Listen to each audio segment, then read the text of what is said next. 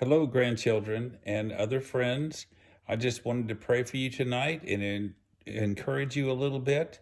Um, I just wanted to let you know that there was a scripture, and I was looking for it for the reference, but it basically says to be joyful, to be thankful, and to pray.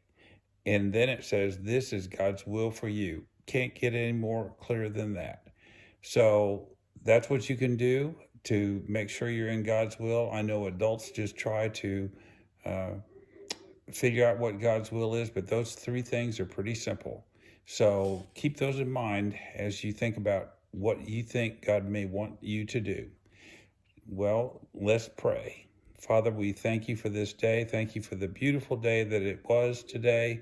And we pray that you'd just give everybody a good night's sleep, help them to sleep soundly and peacefully, help them to grow in the wisdom and knowledge of your Son, Jesus, help them to be obedient to you all the days of their lives. We also pray, Father, that you'll prepare spouses for each one of these children that love you and have your Son as Lord and Savior of their lives. Father, we trust you for tomorrow. We trust you for tonight and for the rest of the days. In Jesus' name we pray. Amen.